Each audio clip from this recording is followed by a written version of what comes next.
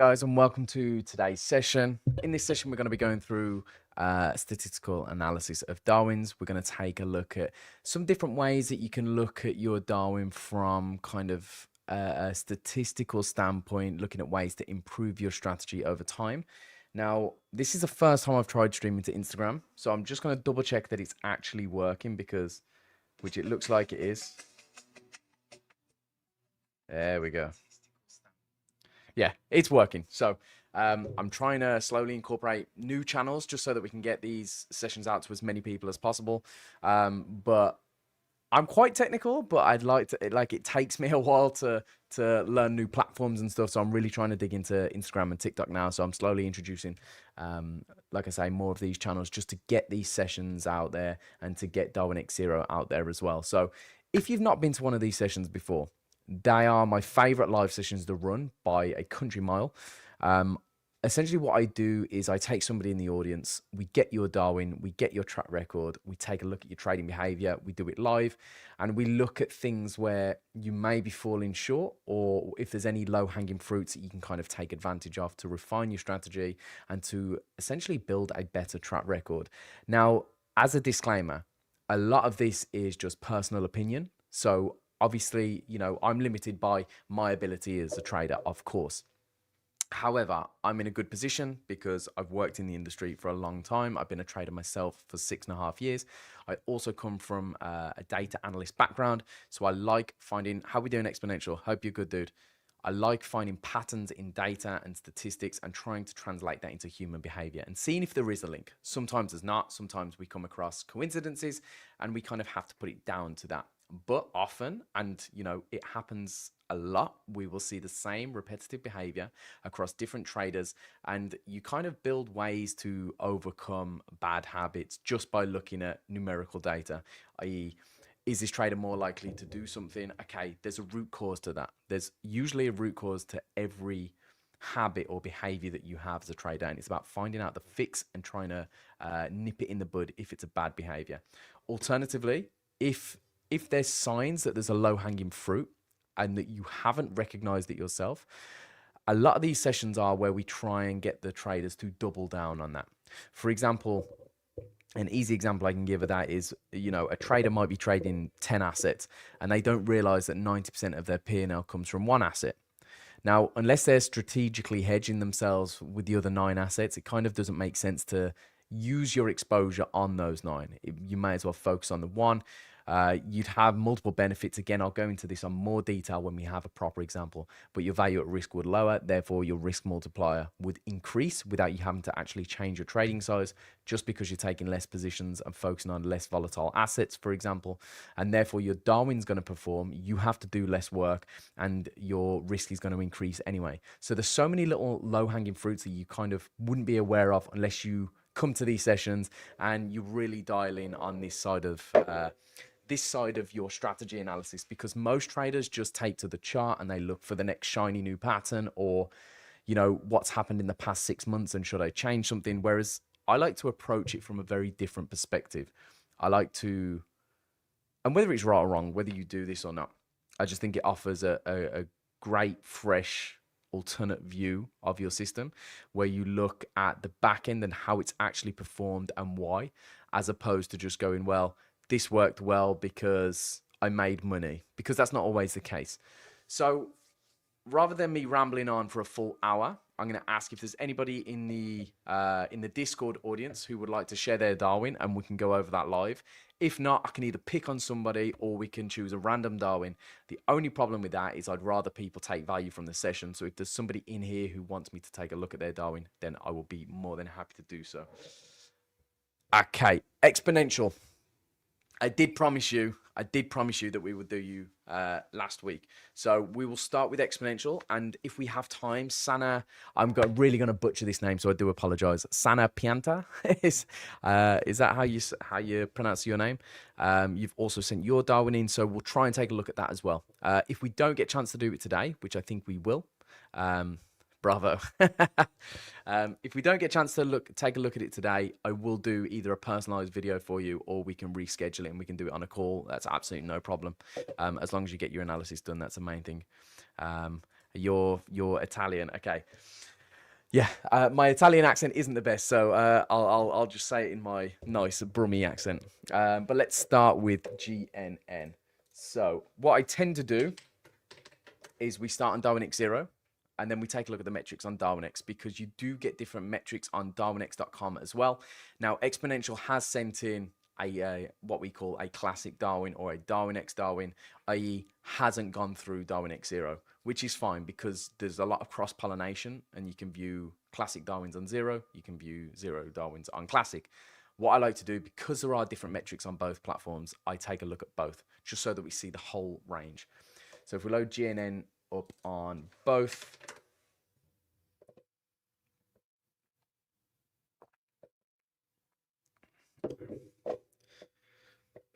okay, so Exponential said, I have 0 accounts, but they're too fresh for analysis. Yeah, that's another great point, right? Is when I do these sessions, I tend to ask for an absolute bare minimum of 3 months.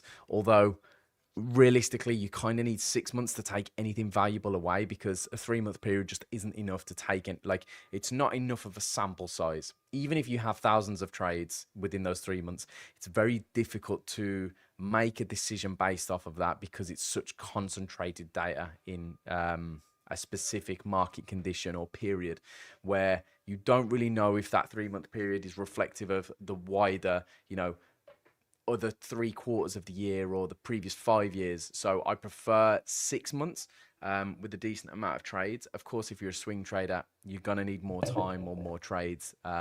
But I have done them for less than 6 months. It's just not preferable. Now, this looks like it's just over a year old. Okay, so a year and a half. Okay, solid. And it's a solid performance, 24% in 2024, which was a full year of trading, Jan through December, 24%. And then in 2025, you're already up almost 16%, which is fantastic. So I'm presuming you've been performing really well during the heightened volatility that we've had. Obviously, you've come off of 4 big months, which is fantastic. A lot of our traders, including myself, have actually struggled for the beginning of this year. I don't know whether it's people have been late to adapt, or strategies just aren't suited to heightened volatility, and we see that a lot. For example, I trade a lot of mean reversion. Nothing's been mean reverting, so I've struggled quite a bit. Yeah, you like volatility. I thought so. You can tell that. I mean, all of the months where, like August last year, it was August when Donald Trump won the elections, right? So that's a great performing month. I don't know what you did in April last year, but you did almost 20%, so fantastic. And then all of the months so far this year, other than May, but we are only a week into May, have been nice and positive, which is great. You currently have just under 12,000 US dollars in investor capital, so that's nice. And overall, you have an assets under management of 200,000 or 200,500 euros, which is fantastic as well. So this is kind of, you're earning money from this. You're in DarwinIA Gold. It's nice. It's nice to see somebody actually further down the line, because usually when I'm doing these sessions, it's like I say, 3, 6, sometimes slightly longer into their journey. It's rare that I get to do analysis on a gold Darwin. I do them, but it's rare that I get to do it, because usually you guys are just off doing your own thing. But Exponential's been on my case since I promised him a breakdown a week ago or 2 weeks ago. I think it was 2 weeks ago, right? But I've been living without internet for a week because my router decided to just blow up and not work. So we're finally getting it done, dude. So let's jump straight in. At first glance, I mean, 43.5% in a year and a half, risk adjusted as well, with a max drawdown of 15% is fantastic. Now, the way I like to think about the max drawdown, right, is max drawdown is more of a static figure, whereas return is more exponential. So your max drawdown really has a ceiling unless you blow up, which even if you blow up, your Darwin will never get to that phase because we control the risk. But I speak to a lot of traders who, after they've had a period of drawdown, and it might even be looking at 6, 7, 8%, nothing too bad, they start asking, should I restart my account? Have I gone too far? Will an investor care about this? And I always say, try and think of it as a static figure, right? It's not exponentially growing like your return is. For example, in 10 years' time, your return will keep growing year on year on year, but your max drawdown won't. So your worst drawdown might be, it's 15% over the past year and a half. Okay, so it's not going to be, next time you go into 5% drawdown, it's not adding that drawdown back onto your max drawdown. That's a fresh period of drawdown. So realistically, as I say, unless you go and blow your account, your drawdown shouldn't be too much of a concern. And at this point, you have a multiplier of 2.9. So your return is 2.9 times that of your drawdown, which is fantastic. I mean, anything that's positive in that in that regard is great. We ask for 2.5 minimum for a Darwinex Zero Darwin to migrate to gold. And I mean, it doesn't really relate to you because you're already open to investors through Darwinex anyway, but you already outperform that figure by 0.4. So fantastic. Now you trade FX CFDs and commodity CFDs pretty much 50-50. You got 200, I mean, it's literally 50-50, 295 trades on Forex CFDs and 289 on commodities. You've got a much higher win rate on commodities of 64% almost. And I return, oh, this is interesting. A win rate of 54% on FX.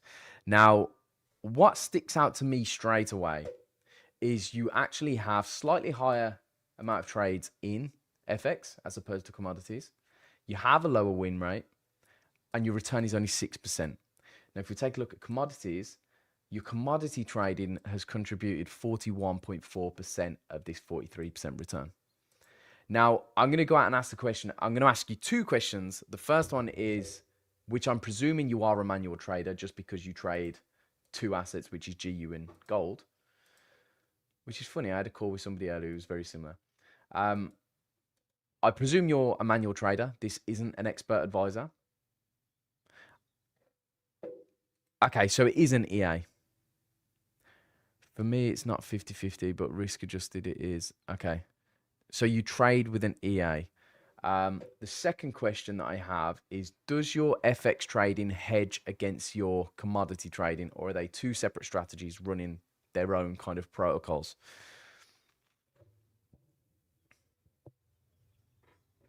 Okay. So Exponential said that they're two separate strategies. And the reason I ask that is because the expected value of these two systems is incredibly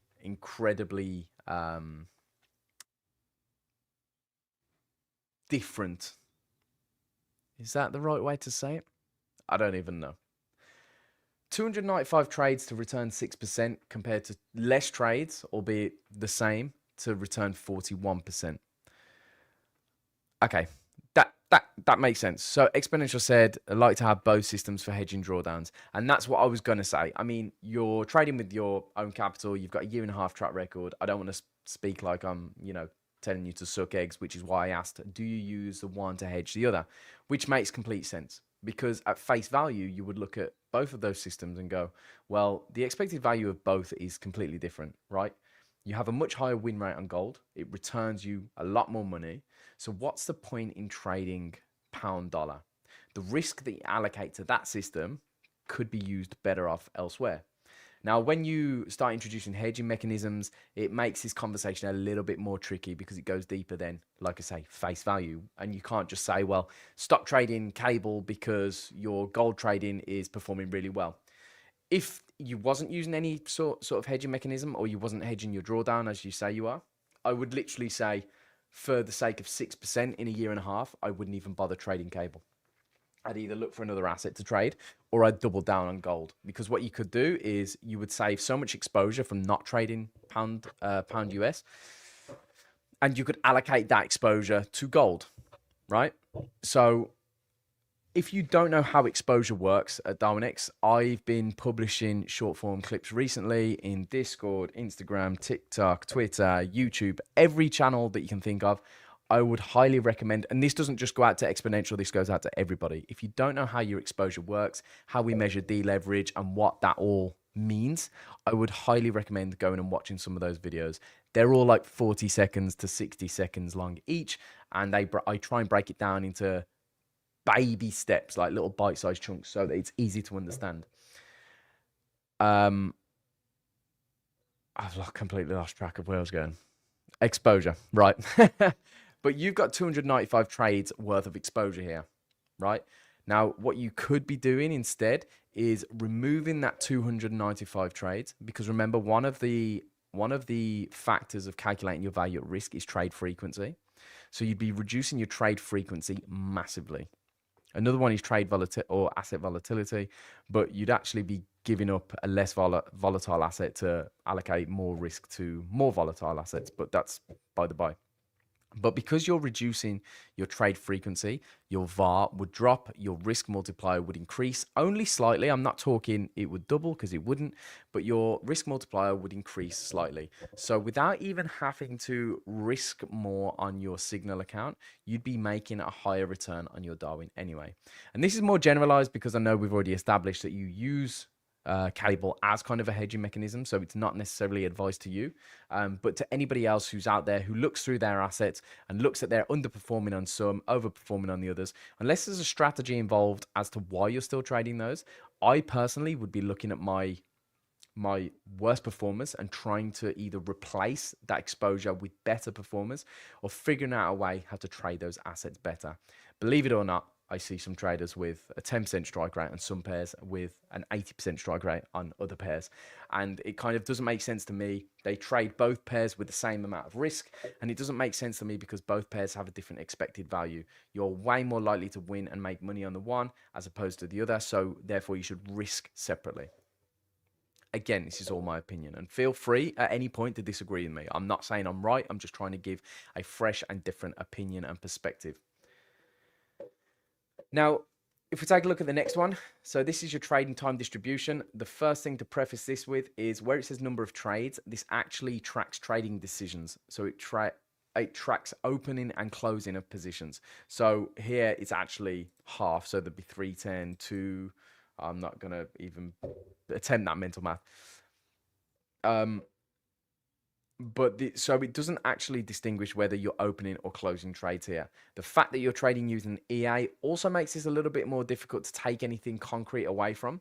The reason I say that is because if there's somebody who's executing manually and all of their trades are within the European session, and then they have a few outside of the European session and they underperform outside the European session, you just simply say, well, log off your computer at 4 p.m. UK time and don't come back, because your peak performance, again, your highest expected value is gone, and therefore we don't want to execute in this time. You're positive across all three, and it actually makes sense as well, which is rare. Your most traded session has the highest return, and therefore the other two is 50-50 basically. Whereas what we see more often than not actually is the most traded session has the lowest return, and then people make their most return in the outer sessions, in the Asian session and US session. Exponential said, a good thing to keep in mind is also correlation, because when you only trade one asset, you may have problems with other traders. That is very, very true. I mean, it's very difficult to become highly correlated with another Darwin. The way that we track it is based on your return and drawdown. Or overall performance, right, is probably a better way to phrase it. To have the exact same performance as another Darwin when not trading the same strategy is really, really difficult to do so. So the barometer that we measure it on is under a 0.5 correlation, which would basically mean you're taking the same positions, just inversely correlated, and above 0.95. To get above or below that point is extremely difficult. And if you look at the equity curves of the traders that are highly correlated above those figures, you can tell they're taking the exact same trades pretty much. So if this system is unique to you, I wouldn't be too concerned about correlation, although you do raise a good point and it will become more prevalent, but it's not. I wouldn't be concerned about you becoming highly correlated basically if you only started trading gold, but it's a good point nevertheless. This is probably the tightest chart I've ever seen on here. So this is your return distribution by day of the week. So this basically tells you when do you perform at your best. Again, I would always say these statistics are more stable and consistent when we're looking at EAs. Usually manual traders have more sporadic data, right? Like they might have one day that did 20% return and then the rest are all negative. Like it happens a lot. Whereas this is all very tight, and they're all kind of similar returns on each day. So your best performing day is Thursday with 9.64%, and your worst performing day is what is it? Wednesday with a 4.84%. So there's not too much in it. It's double over the space of a year and a half, which just tells me that your EA is super consistent on a day-to-day basis. Which again, I'm going to hazard a guess. I could be completely wrong. Is that it trades intraday, and therefore he's looking for the same setups each day. And the only reason I say that is because generally what I tend to see, if somebody's trading an EA and it's a trend following EA, it has days of the week where it underperforms, days of the week where it might be statistically improbable that the trend will carry on that day, or the flip side, if it's a mean reversion strategy, you tend to see Mondays and Fridays, the mean reversion doesn't work too well, because that's i.e. the start of the trend or the end of the trend on a Friday for that week. And therefore, the mean reversion strategies generally have a better Wednesday than any other day. Well, Tuesday, Wednesday, and Thursday. But this looks to me like it's pretty consistent and trading on an intraday basis. Now, Exponential said correlation is a problem if you want to have multiple accounts. Well, yes, it is. Okay, so yeah, correlation is a problem if you want to have multiple accounts. That's correct, because you would only be able to earn Darwinia allocation on one of those accounts, which would be the best performer. You can have permanent allocations and invest capital on all of them. So I'm guessing, because you've said that, the 0 accounts that you were talking about have maybe gold and then another asset, so that you're playing the game quite smart, where gold is your money churner and gold is the one that's doing your return, and your other asset is the one that's keeping the correlation down. Is that a correct assumption? Because if that's what you're doing, that's smart. That's really smart. So yeah, I would presume that's what you're doing, but somewhat. Okay, yeah, that's super smart. So you're kind of playing the game. I rate that. That's super clever. Reed's asked, is there a maximum drawdown on Darwinex which could breach my account? Absolutely not. We don't have any maximum drawdowns, any targets, no time frames or anything. You just trade as best as you can, consistently as you can, and that's it. Now, your performance directly impacts the allocated capital that you have. So the better your performance, the more Darwinia allocation that you're going to have. If you then get to the point where you have investors in your Darwin, obviously they're only going to stick around if your performance is good long term. I'm just going to sort my camera out because it's just fallen down slightly. So if an investor buys your Darwin expecting 10% a year or 20% a year returns, because that's what you've done over the past 5 years, and then all of a sudden you're losing every day, of course an investor's going to pull the funding at some point. So that's the only kind of negative from a bad performance. But in terms of like logistically, there is no maximum level that we just go, okay, your account's breached, or we're going to remove XYZ from you. The permanent allocations also are, again, what they say in the tin. Permanently, as soon as you've activated it on your account, it will be there forever. So you can earn performance fees on that for a lifetime, as long as you keep making high watermark highs. Now, what I mean by that is we won't double dip your performance fees, basically. So if you make 10% and you get paid your percentage of that, you then need to make a new high watermark past that 10% high. Otherwise, we'll just be paying you for the same money that you've already made. Same as what any institutional trading company would do, whether it's a hedge fund, investment bank. It's always done on a high watermark basis. Wazmataz, what a fantastic name. Wazmataz said, people only want more than one account because the commissions is small, so to double the income. Not strictly true. We do have a few traders who have multiple strategies. I am one myself. I mean, I have more Darwins than I care to talk about, but that's because I use Darwinex to test things. But we do have a lot of, especially professional traders, who've built multiple systems over the years, and they run them all on their own accounts. And then the commissions are small because we follow a hedge fund structure, because we are a hedge fund, we're a regulated asset manager. And the capital that comes from investors is live, it's real, it's not fluffy, it's not fake. And therefore, we have to pay an investor standard. And no investor is going to want to pay you 80% of their revenue. Wasmataz also said, I do take a long-term approach though, so I'm hoping one account is sufficient. I do understand. Listen, profitability, sustainability. Yeah, 100%. Now,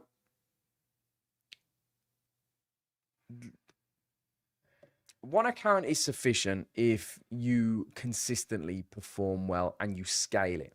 But that is going to take years. It's not like you're going to get rich in the next week. Conversely, I would argue the same point against prop firms. Like, I'm an advocate for prop. I use prop. I'm a trader myself, and I've used FTMO specifically for like the past 4 years, right? So I would never say don't use them. They don't work. But for the majority of traders, actually, that is true. They don't work. You don't make money. So whilst the commissions are higher, the success rate is in the floor, right? Not many people make money with props, period. That's like any prop that's published as statistics, you will know and see for yourself.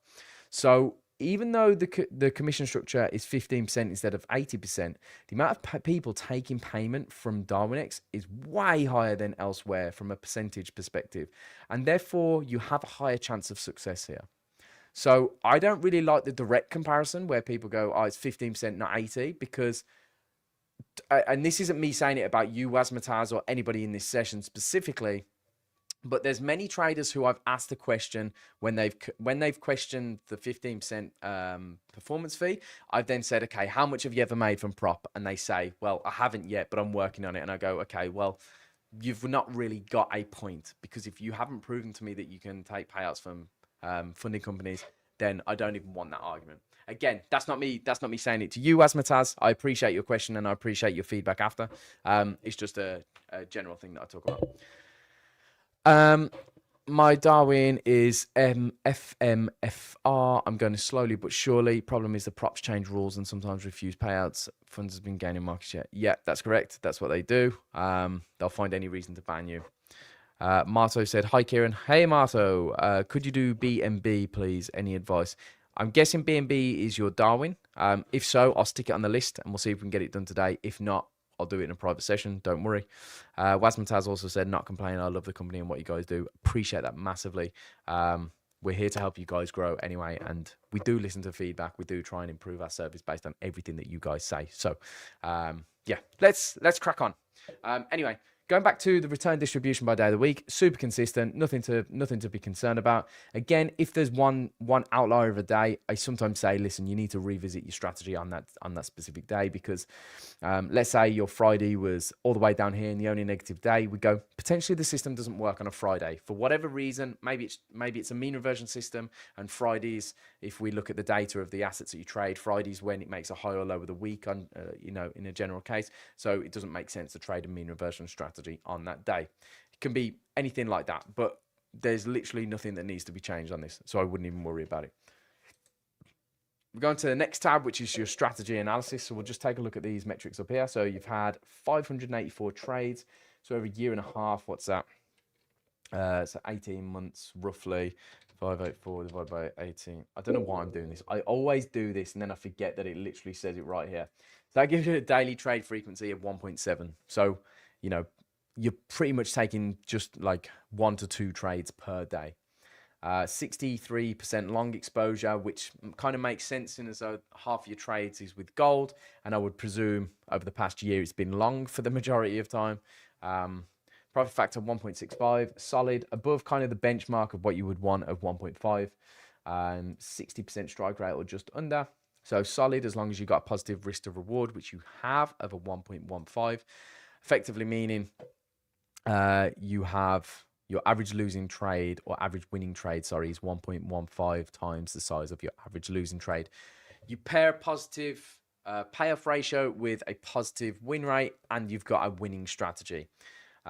It's obviously better to have as high a win rate as you can with as high a payoff ratio as you can, but generally when one's higher, the other one kind of is a little bit lower and vice versa. Your average losing trade duration is 10 days, 15 hours. Interesting. And your average winning trade duration is just slightly longer at 11 days and 2 hours, giving you a positive duration ratio of 1 hour, which you can't really take much from the duration ratio, in my opinion. It just shows that your winning trades generally are a little bit longer than your losers, although it's not by much. It's like not even 10%, it's 5% longer. So there's not much in it. Usually what I would say if you have a negative duration ratio is you're probably holding onto your losers a lot longer than you should be. And in fact, I might even say that to you too, is maybe your losing trades could be cut a lot earlier. If there may be something that, which we'll take a look at in a moment, maybe like, I don't know, 5 days, 6 days, 7 days in, there may be an early indicator that you can take a look at coding into your strategy that looks for the probability of the trade being a success based on what's happened in the first 50% of your average trade duration. It might be able to then go, okay, well, it's been 5 days. The average trade is 10 days. You know, usually when this happens, the trade ends up being a losing trade. So we're going to cut them all. If X flags within the first 5 days, we're going to cut the trade and not let it run. Might not be of any benefit to you. It might not be of any use to you, but that's the kind of way I try and look at these things because they're so similar. If this was like your average losing trade was a day and your average winning trade was 11 days, I'd be like, fantastic. You know how to hold your winners. You know how to cut your losers. But because they're roughly the same, even though your number is green, I would just be looking at ways to potentially get out of my losing trades earlier. Duration versus profit. This is basically a chart with trade duration axis. So this measures how long you're in the trade for. And the bottom axis measures the amount of pips that you take on those trades. So you can see we have negative pips, positive pips, and then we have the time going up. Now, each individual square kind of maps the pips to the time ratio. So you can see this first red square down here, there's 37 trades. It's within a pip range of 0 to -10. So any trade that there's 37 trades that you've closed for less than -10 pips and been in the market for under 30 minutes. Now, you've also had 53 winning trades in that bracket. So it's kind of 50-50, right? Now, what I like to do with this is I like to figure out where my expected value increases and decreases. So, for example, I mean, you've only closed one trade within 30 to 1 hour. Let's see if we can find a better example. It's going to be difficult. The only example I can really think about is around here. It's probably going to be looking at 60% expected value roughly, because that's kind of your average holding time where you hold for a few days. Now, as we get past 21 days, which is here. So after 21 days and 8 hours, you've won 6, 7, you've won 14 trades, you've lost 2, 4, 10, 14, 16, 17. So you now, after being in the market for 21 days and 8 hours, you start to have a negative expectancy. Your win rate goes below 50% and your expected value drops significantly. So if between, let's say, 10 days and 16 hours to 21 days and 8 hours, you have a win rate of 60% with a payoff ratio of 1.15. And then after that, your win rate drops, your expected value drops. And what I would be looking to do with that, which coincides with what I was talking about before, is potentially looking to add time-based stops in and go, okay, well, at this point, okay, see you later, Marto. Look after yourself. I would go, you know, after I've been in the market for 21 days, generally, my win rate drops from 60% down to 30%. So I need to be looking for any signs to get out of the market quicker than I can. Again, I get it. It's an EA. It's much more difficult than making that decision from a discretionary perspective. However, there are things that you can code in. Obviously, EA is quite easy to do. Like, you'll add a little bit more logic in to maybe check something after X amount of time. You can loop it so it does it every couple of days. And as your expected value drops, look to get out of the market earlier than you are. Nothing too concerning from that. It is literally just I would be trying to figure out ways to reduce my average losing trade duration, and give yourself a little bit of a more positive figure there. But it's nothing that's like, it's not crazily important. Now, maximum positive and negative excursion, or as I call them, favorable and adverse excursion. This basically measures how far trades go in your favor and how far they go against you before you close them. Now, this is my favorite metric, and anybody who attends these sessions on a regular basis will know this is by far my most favorite metric to track, period. The only issue is this chart on Darwinex will only measure whilst you're in the trade, okay? And rightly so. The software can only track whilst you're in a position. However, you should be tracking this outside of Darwinex as well, regardless of whether you're trading EA or trading manually, and looking on average when your trades close, how far do they run after you close them? Because whilst it's great knowing how far it went in your favor before you closed it, I also want to know, am I leaving 100 points on the table every time I close a position? Is my maximum favorable excursion way higher than I think it is? Because you need to know that it's free money basically. If you're leaving 50, 100 points on the table every trade, or most trades, it's basically free money. You're already in those trades, you need to hold them for longer periods of time. And vice versa with your maximum adverse excursion. You can find on average how far your winning trades go against you, and you can, again, for EAs, this is fantastic. If you find that your average negative excursion is 0.41%, but your worst negative excursion is 4.42%, it's a bit of a disparity between those two figures. Now, what I like to do with this, I need to pull up a line.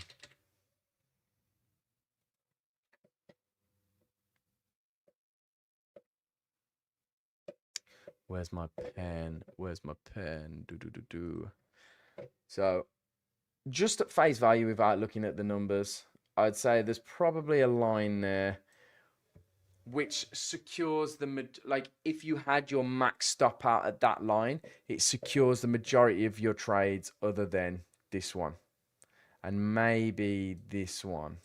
Okay, but what that does is it saves you all of this drawdown, saves you all of that risk while still keeping the upside of all of these candles.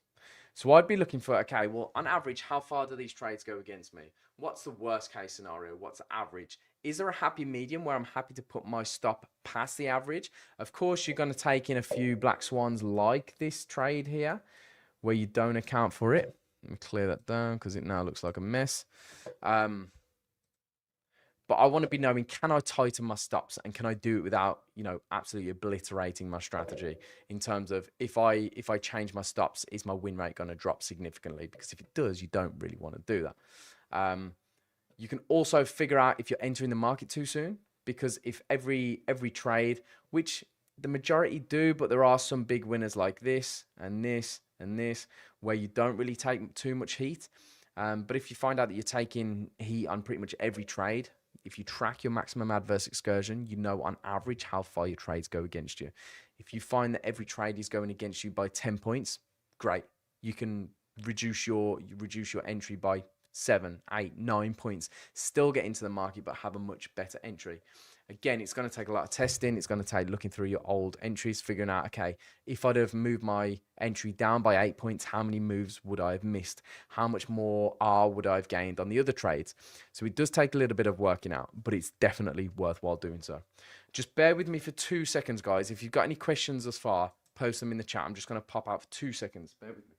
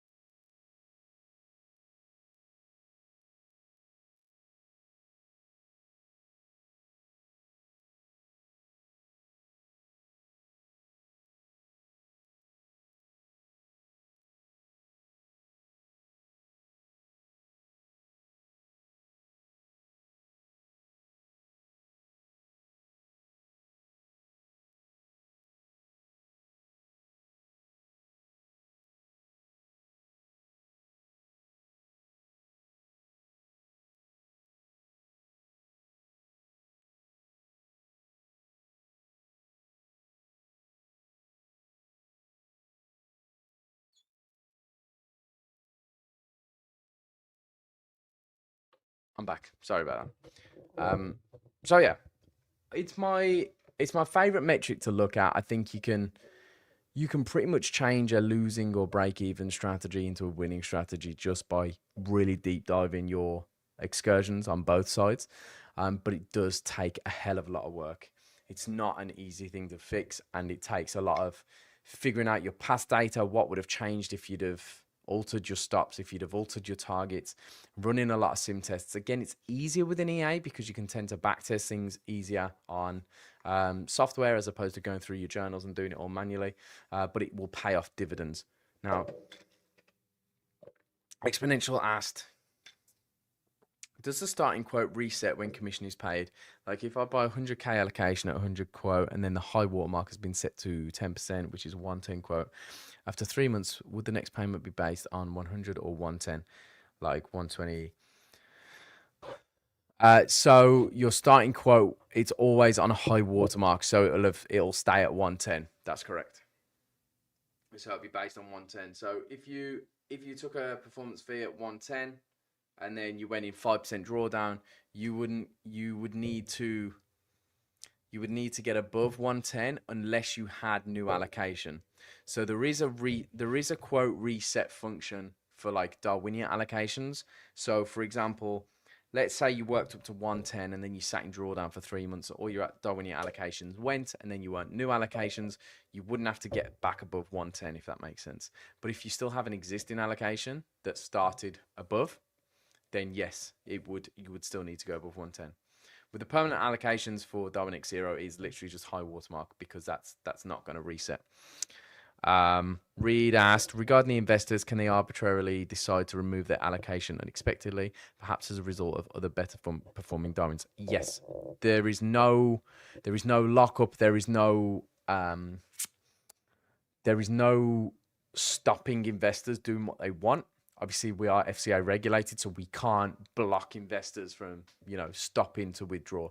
The only thing that we have that kind of would deter them is a withdrawal fee, but that, I believe that's when you exit the platform. So realistically, if you're performing well, the investors shouldn't really pull the funds too sporadically. It can happen, and I see it a lot where Darwin starts gaining traction, loads of investors come in, and they start getting a bit of FOMO, it spirals, investors see that other investors are getting involved. Again, that picks up heat really quick. Then the trader has a drawdown and you see the weak hands fold and they do leave. And we see that a lot. But each time that happens, it's like you don't go back down to zero. You might go from, I don't know, 0 to 100k, shake out to 50, then 50 to 200k, shake out to 150. It works like that, like a stepping stone. But yes, their investors can just pull their funding whenever they want. Last chart is signal account risk management. Now, this isn't very consistent. You can see we have a high of 22.8% and a low of 6%. I'm gonna ask, do you martingale or grid at all? Like, I don't think you do based on your metrics, but this VAR curve is quite inconsistent. So I'm gonna ask you the question anyway, if you grid or martingale. Like I said, I don't think you do. And to have a VAR of 9, it's pretty decent. It's just it has had quite a harsh curve. Hans has asked, monthly payments coming soon. Yes, they are, dude. I don't have an exact ETA. I will double check. It's on my list of things to do this week, is to double check and see the progress of it. As far as I'm aware, it's pretty much built and ready to go, and it's like in the pipeline of things coming in terms of. It's like ready to release and hit the market. It's just like we've launched crypto CFDs the other day. And so monthly payouts will be coming like the next thing sort of thing. Exponential said, let's say my quote is 270 and my last payment was at 250. Would it count as a 20% return? Or 20% divided by 2.5 equals 8%. Where's the 2.5 from?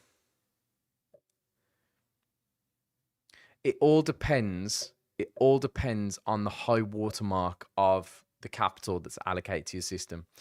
Or that's allocated to your Darwin. So each allocation has its own high watermark. Let me see if I can get it up for you. High water.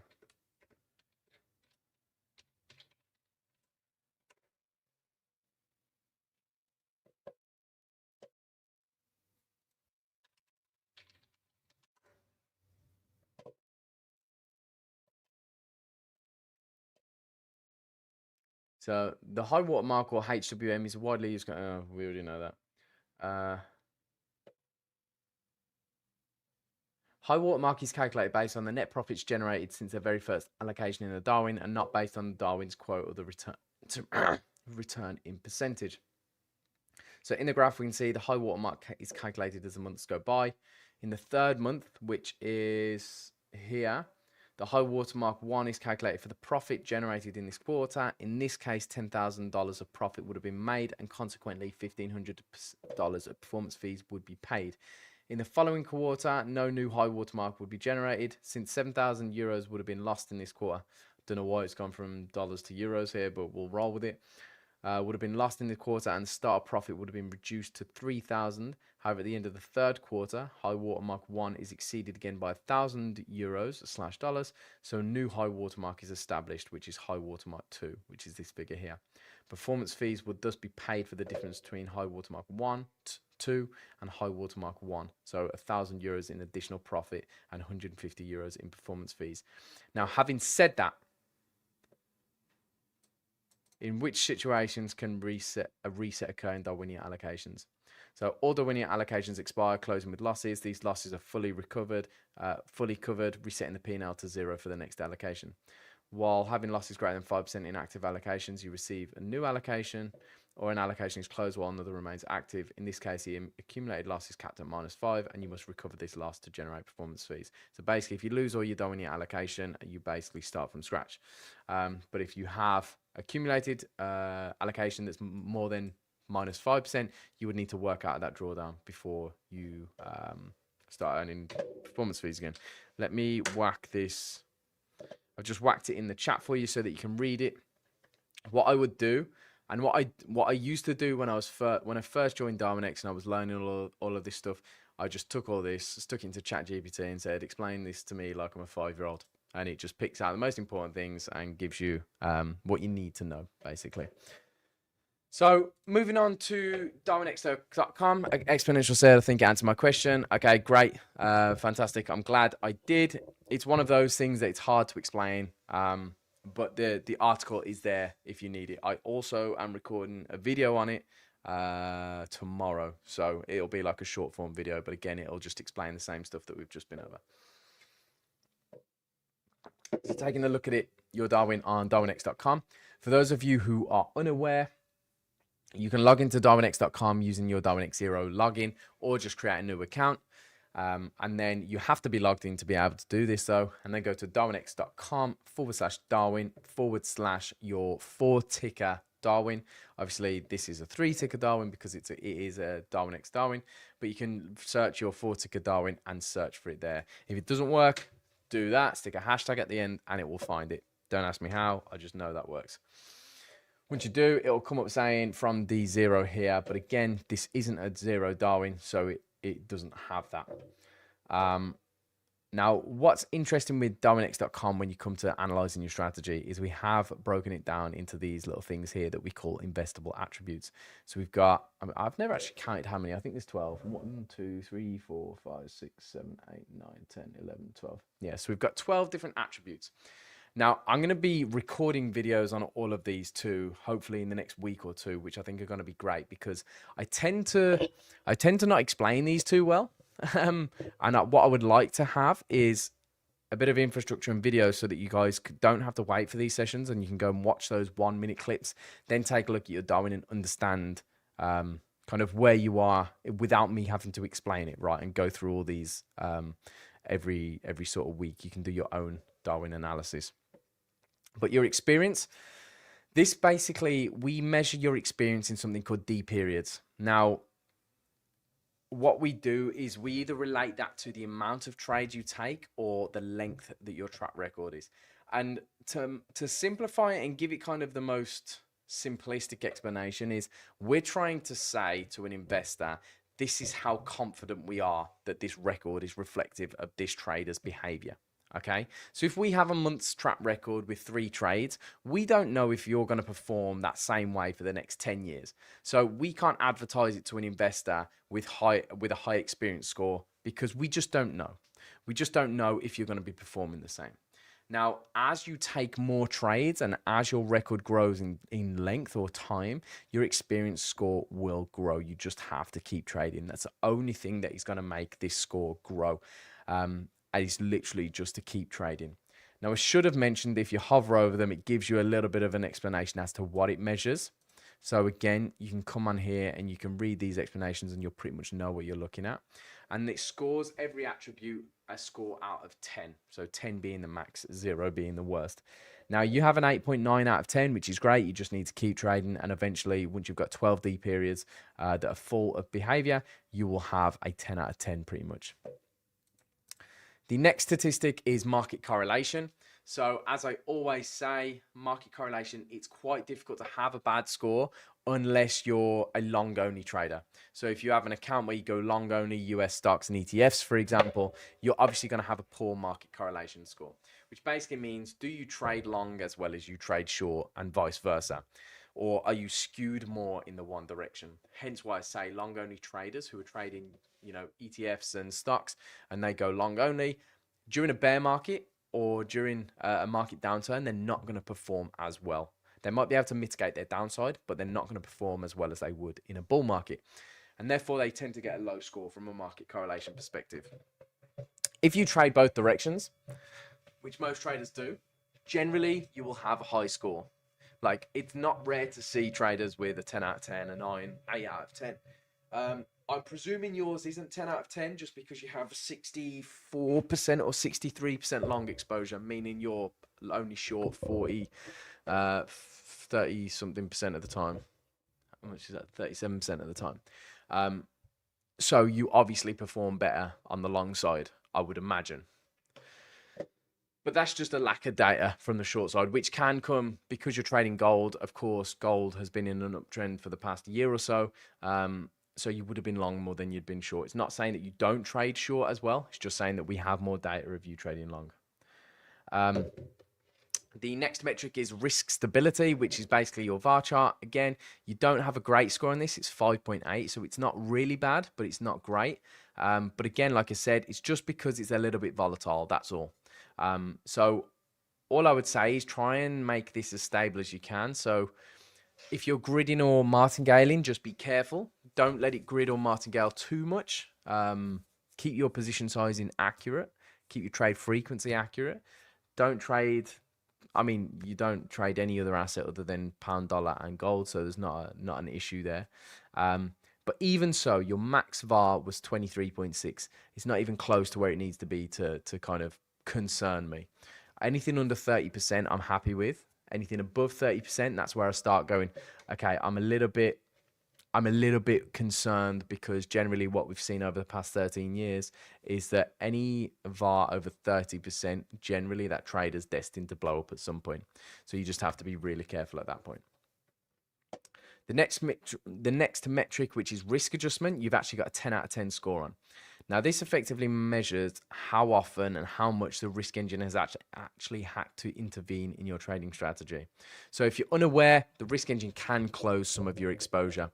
So we measure your exposure in something called deleverage, which basically bunches your trades together to create a synthetic position, and then we measure your exposure based on that position. We don't do it on a singular trade-by-trade basis.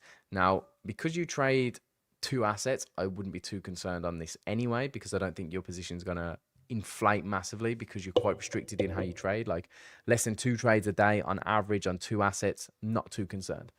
But the risk engine, if your deleverage gets out of control for an extended period of time, the risk engine can get involved, and basically it will close a certain amount of exposure of your trade. Now, it won't close the whole position. It never will.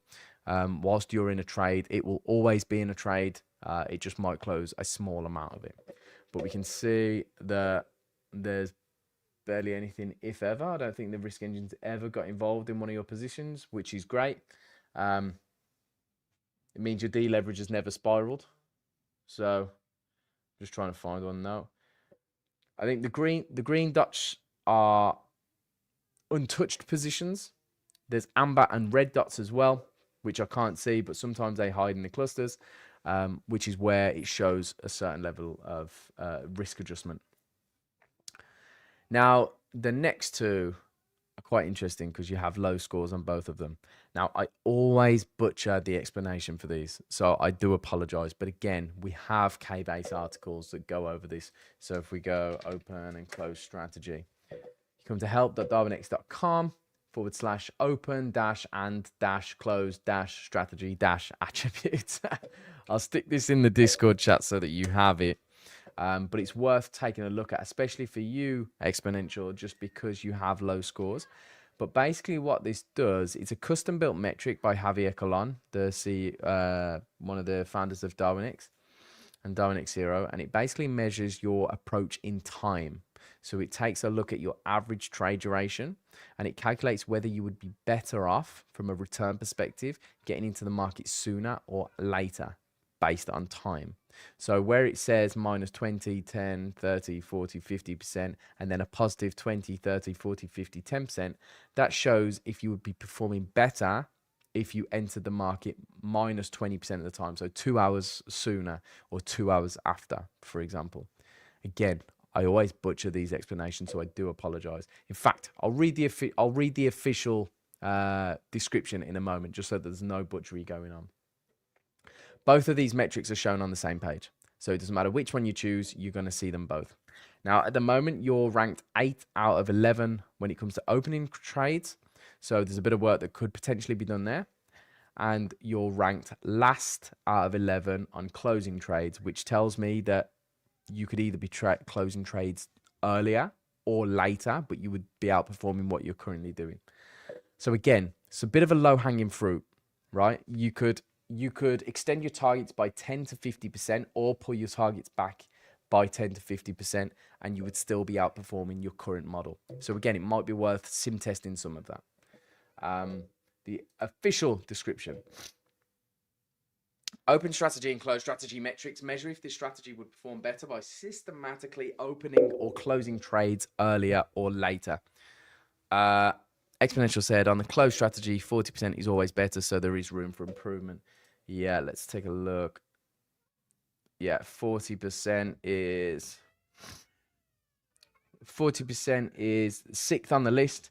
But again, extending your target, and this kind of goes back to the duration ratio we were talking about before.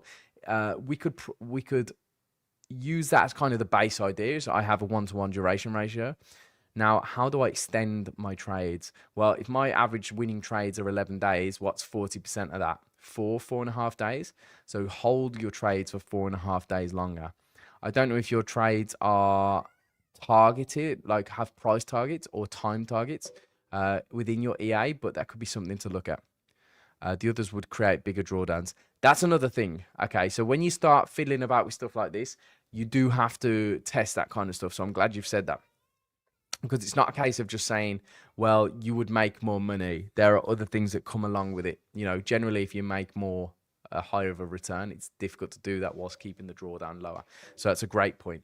But yeah, test all of the numbers. See if you can run a sim test. Take note of all of the hypothetical returns by changing your closing of the strategy by 10 to 50 and then minus 10 to minus 50.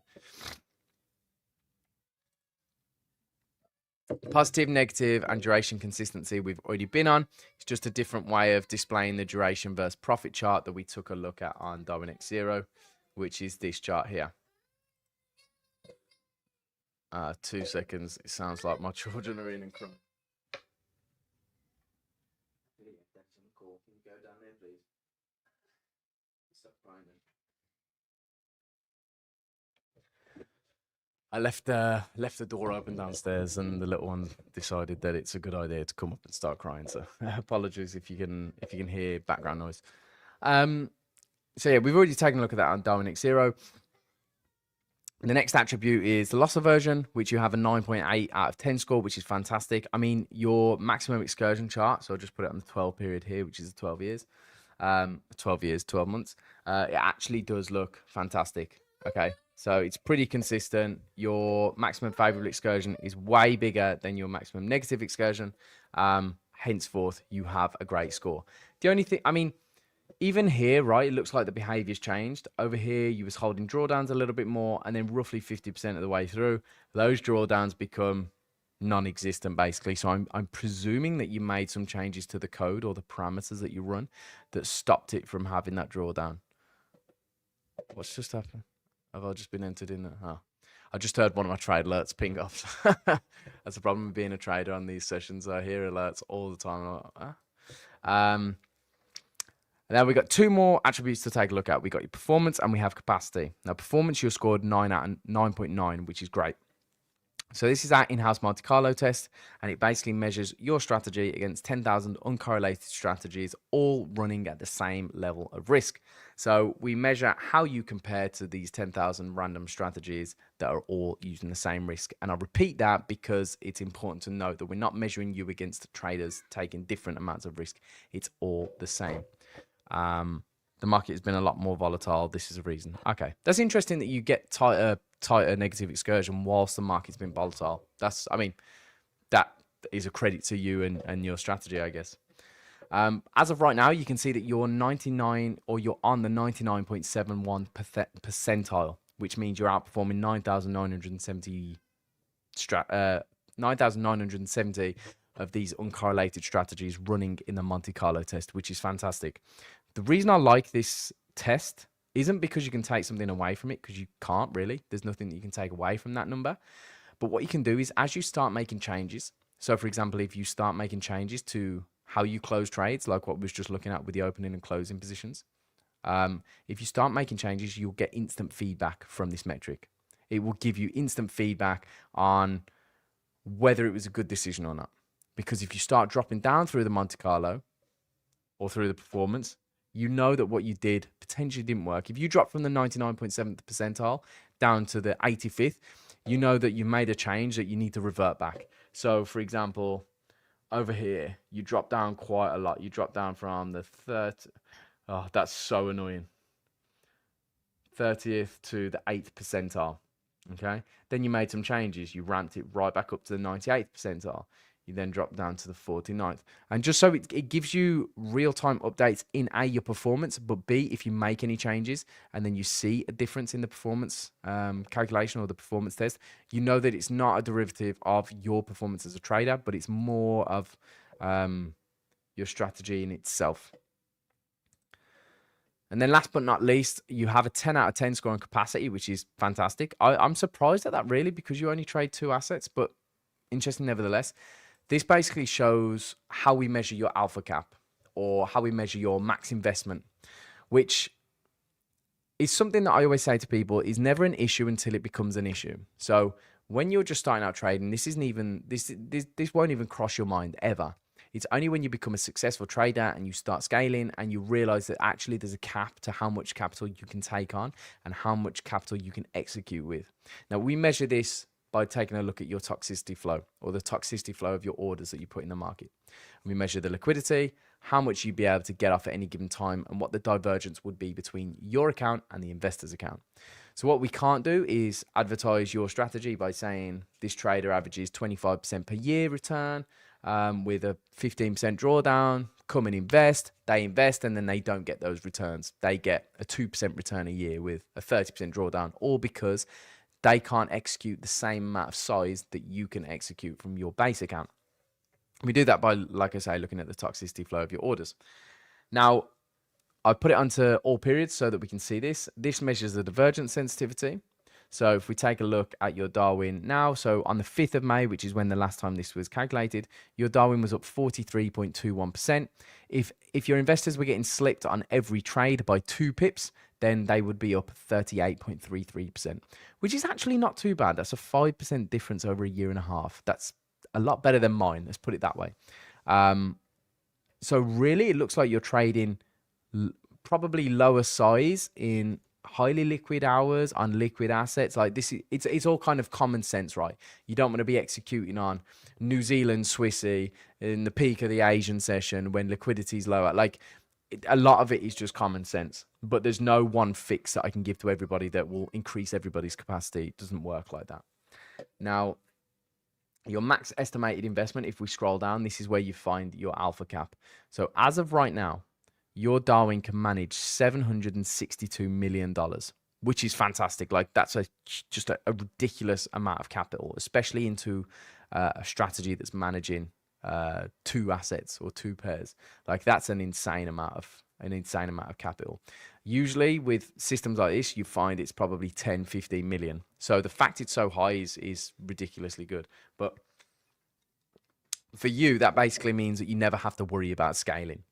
But I see a lot of people who have to be concerned about how fast they scale because their alpha cap is so low. And if it's low, that just means you're going to run into problems. And again, it might not be an issue now, but 5 years down the line, if you've got an investor who's willing to allocate 5 million into your strategy, but you can only handle 100K, that becomes an issue. This Reed said 76 million or 760. This is actually 762 million, which is quite wild, especially for, like I say, a strategy that's trading 2 pairs.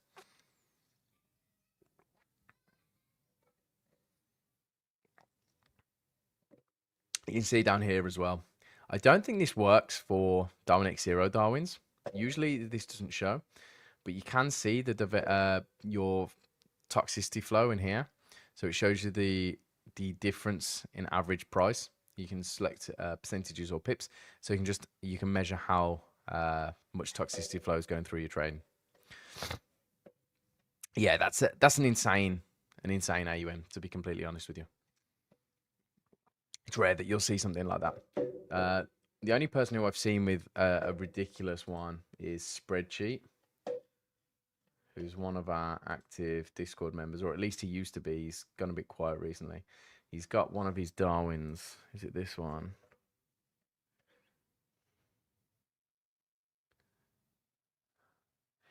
Spreadsheet trades pretty much every stock under the sun. Why is it not working?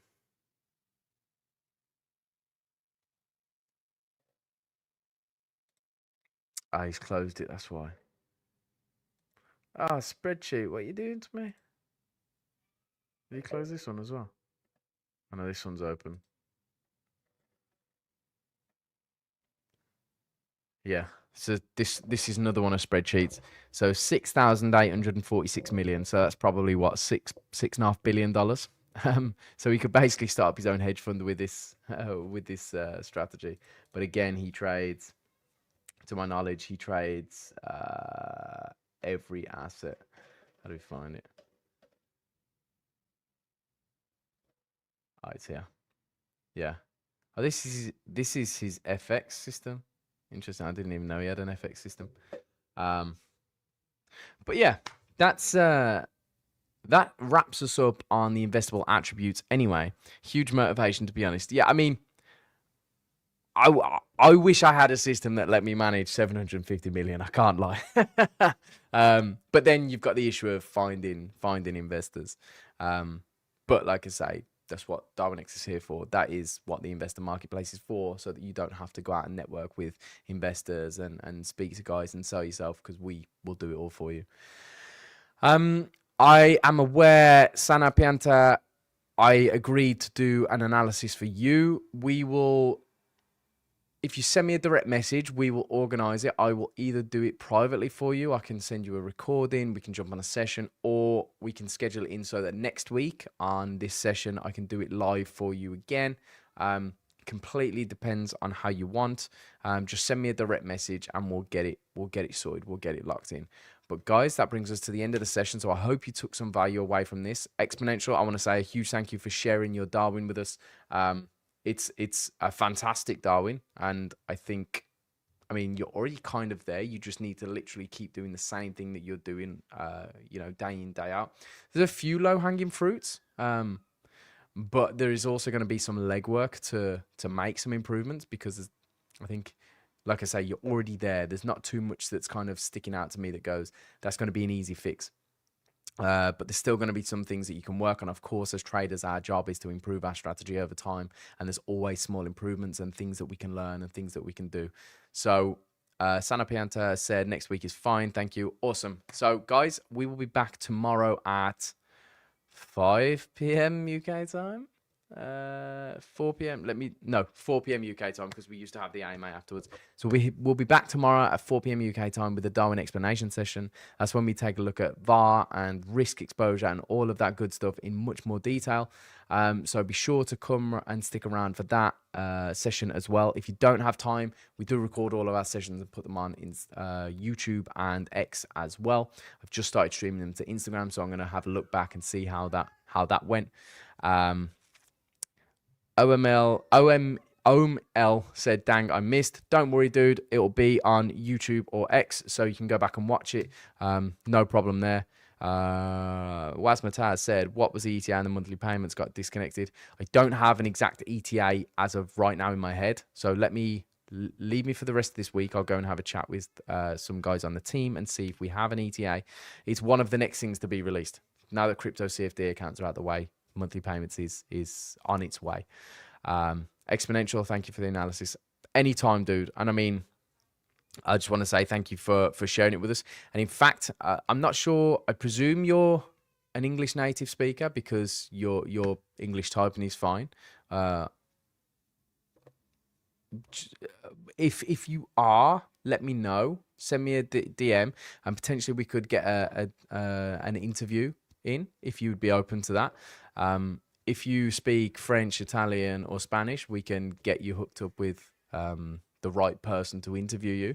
But if you can speak English, that's absolutely fine. We could do it. If you don't want to be interviewed, that's also fine. But just let me know. What's the YouTube URL? Let me grab it for you. YouTube.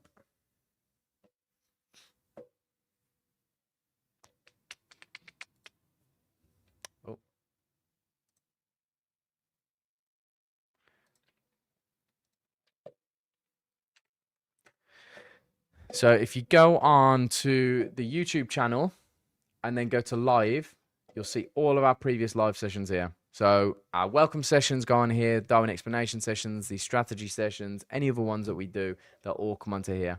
And then I think from next Monday, I think we have Sanj back doing some performance coaching with you guys. They will also be on here recorded as well. Also, go and check out our shorts. I've been trying to get as many uploaded as I can recently. Just little snippets, 1-minute videos to help you guys understand the Darwinex ecosystem a little bit better. The one I uploaded earlier done absolute rubbish on a views perspective, but that happens. And then all of our other videos are on the videos tab. But guys, I'm going to love you and leave you. Exponential English is my second best language. Music to my ears. So send me a DM, and if you're interested, we can jump on an interview, and we can go into a little bit more detail about your journey. So guys, I will see you all tomorrow for the Darwin explanation session if you can make it. Have a great evening, and I will catch you all later. Bye-bye.